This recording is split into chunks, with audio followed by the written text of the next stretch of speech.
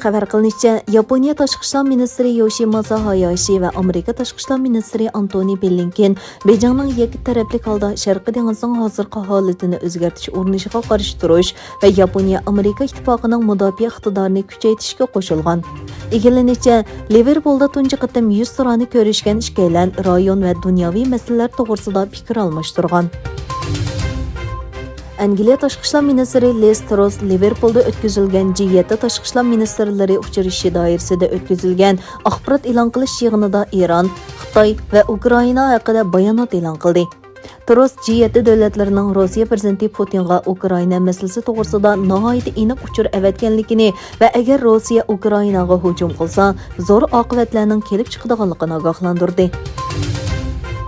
Afg'oniston poytaxti Kabulda o'tkazilgan va Xitoyning Afg'onistondagi bosh elchisi qatnashgan marosimda Taliban vaqtliq hukumatining bayonotchisi Zabihullah Mujohid so'z qildi. Mujohid Xitoyning Taliban hukumatini rasmiy e'tirof qilishni umid qiladiganligini aytdi.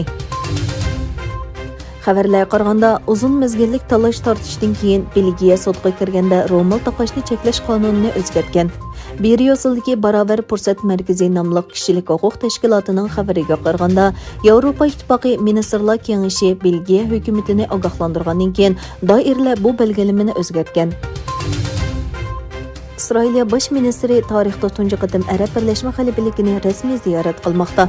Isroiliya bosh ministri Bennetning ishxonasi bu haqda bayonot e'lon qilib, buning Isroiliya bosh ministrining Arab Birlashma Xalifaligiga qilgan tunji rasmiy ziyorati ekanligini, Bennetning Sheyx Muhammad al-Nahyan bilan ko'rishib, ikki davlat munosabatini texnik chuqurlashtirish uchun suhbat o'tkazadiganligini bildirdi.